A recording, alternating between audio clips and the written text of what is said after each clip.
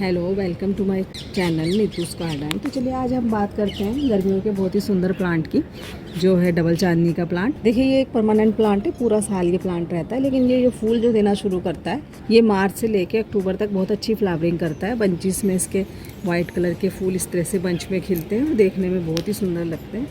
और फूल का साइज़ भी आप देख सकते हैं, डबल पेटल, ये डबल चांदनी है, डबल पेटल है ये, और बहुत ही अच्छी इसकी खुशबू भी आती है। फूल देखिए इसमें बंचेस में बनते हैं और आते हैं, और कलियां देखिए पूरी भरी पड़ी हैं। मैं आपको ये बताऊंगी कि ये मेरे जो डबल चांदनी का प्लांट है उस पर इतने हैवी फ्लावरिंग कैसे हो रही है, इतनी कलियां पीक पर कैसे बनी है और इतनी मोटी मोटी कलियां बनी है, और सारी कलियां बहुत ही अच्छी तरीके से खिल रही हैं।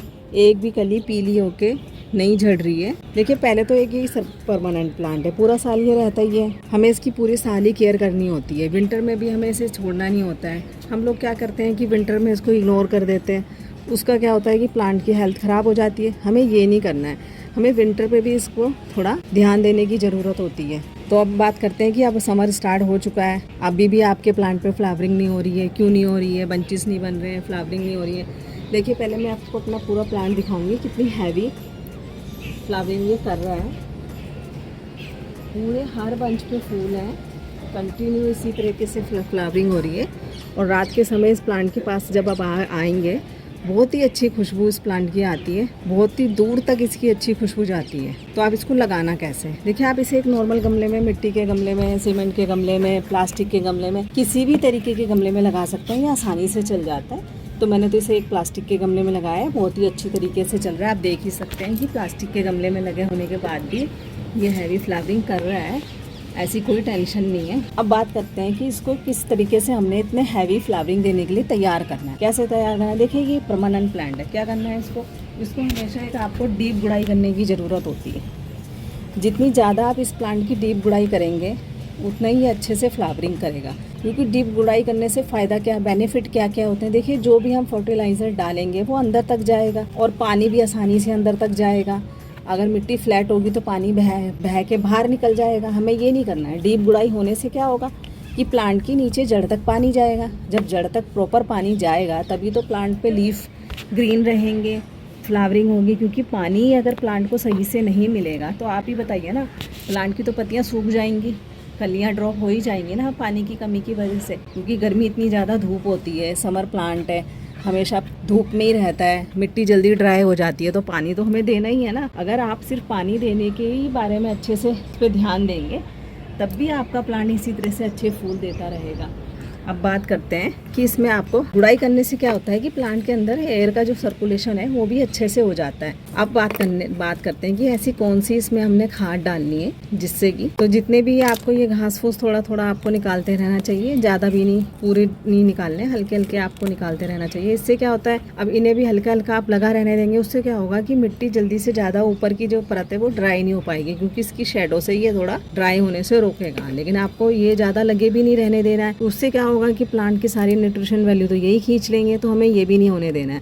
देखिए मेरे प्लांट को मैं बहुत ही इसी तरीके से टिप्स फॉलो करती रहती हूँ जो मैं आपको बताती हूँ। देखिए ये मेरा प्लांट कितनी अच्छी से नई ग्रोथ देखिए इसने कहाँ से निकाली है, बहुत ही अच्छी तरीके से नई ग्रोथ निकाल रहा है पूरी। ये देखिए पत्तियाँ भी आप मेरे प्लांट पे देख रहे होंगे, नॉर्मल तो देखिए जो पुरानी पत्तियाँ होती हैं वो येलो हो ही जाती हैं, कुछ तो पत्तियाँ इस तरीके से जो पुरानी होंगी वो हटी जाएंगी। लेकिन ऐसे आपको मेरे प्लांट पे कोई भी पत्तियाँ कंटिन्यू ऐसी कोई दिखाई नहीं दे रही होंगी कि भाई प्लांट की हेल्थ खराब है, ऐसा कुछ भी नहीं है। तो वही मैं टिप्स मैंने आपको पहले ही बताया है कि आपको इसके पानी डालने पे ही बहुत ध्यान देना है। अगर आप पानी ही प्रॉपर सही तरीके से देंगे तो आपका प्लांट इसी तरह हरा भरा रहेगा। और दूसरा, अब परमानेंट प्लांट है, फ्लावरिंग देने का इसका सीजन स्टार्ट हो चुका है। अब इसको एनर्जी की ज़रूरत तो है ही, क्योंकि इतनी हैवी अगर प्लांट फ्लावरिंग करेगा तो इसको एनर्जी तो चाहिए होगी ना। तो एनर्जी क्या देनी है हमें? देखिए एनर्जी देने के लिए आप इसके अंदर कौन सी खाद यूज़ कर सकते हैं। एक तो इसके अंदर आप वर्मी कंपोस्ट डालिए। कैसे डालनी है उसका आपको इसको लिक्विड फर्टिलाइजर बना के ही डालना है। अब मेरा तो प्लांट काफ़ी बड़ा हो चुका है, तो मैं तो इसके अंदर 2 से 3 मुट्ठी में वर्मी कंपोस्ट भिगो कर रख देती हूँ।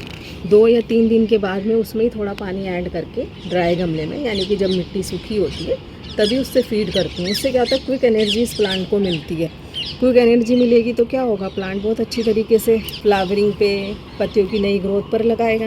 तो हमेशा इसको गर्मियों में जब आपको फीड करना है तो वर्मी कंपोस्ट को आपको इसी तरीके से अपनी प्लांट के रिक्वायरमेंट के हिसाब से पानी में भिगो के रखना है और उसी से आपको फीड करना है। तो जब आप इसका लिक्विड फर्टिलाइज़र वर्मी कंपोस्ट का बनाकर डालेंगे तो आपको गुड़ाई करने के बाद ही डालना है। उससे क्या बेनिफिट होगा गुड़ाई करके डालने से, क्योंकि डायरेक्ट नीचे अंदर तक जड़ों तक जाएगा। उससे क्या होगा, प्लांट को क्विक एनर्जी मिलेगी। क्विक एनर्जी मिलेगी तो प्लांट क्या होगा कि कलियाँ फटाफट रेगुलर इस तरीके से बनाने लग जाएगा, पत्तियाँ शाइनी और इस तरीके से डार्क ही आएंगी पूरी अच्छी तरीके से। तो हमेशा लिक्विड फर्टिलाइज़र बनाकर ही आपको वर्मी कंपोस्ट यूज़ करना है। बहुत ही अच्छा रिजल्ट है। मैं अपने प्लांट पर सिर्फ वही अप्लाई कर रही हूँ और आप देख ही सकते हैं मेरे प्लांट की हेल्थ। ऐसे कोई भी वो नहीं है ब्रांच जिस पर हैवी बंचिस पे फूल ना बने हों, कलियाँ ना बने हों। आप देख ही सकते हैं कि एक ही इसमें कितनी कलियाँ हैं और इसी तरीके से मेरे पूरे प्लांट पर इसी तरीके से सारी कलियाँ बनी हुई हैं। और मैंने अभी तक सिर्फ वही टिप्स जो मैं आपको बता रही हूँ वर्मी कंपोस्ट का, सिर्फ मैंने वही डाला। अब सॉइल मिक्स इसका कैसे बनाना है, देखिए प्लांट का सॉइल मिक्स बनाने के लिए आपको नॉर्मल जो मिट्टी होती है गार्डन सॉइल, उसके अंदर आपको 70% तो आपको इसमें नॉर्मल गार्डन सॉइल डालना है। उसके अंदर आपको 20% आप इसमें कोकोपीट मिला सकते हैं, वो अच्छा रहता है इस प्लांट के लिए। तो आप 20% कोकोपीट मिला सकते हैं। अगर नहीं मिलाना चाहते तो ऐसी कोई ज़रूरी भी नहीं है कि भाई आपको मिलाना ही है। और उसके बाद आपको इसके अंदर वर्मी कंपोस्ट मिलाना है। उससे आपको इस प्लांट की अच्छे से मिट्टी तैयार करनी है, सिर्फ उसमें ही लगाना है। अब बात करते हैं रखना कहाँ है। देखिए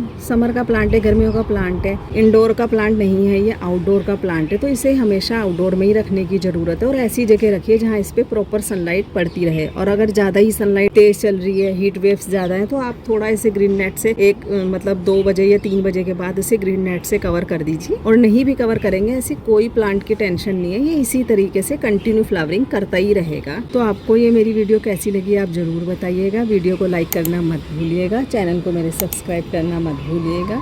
मिलते हैं नेक्स्ट वीडियो में किसी और प्लांट की केयर के साथ। Okay bye.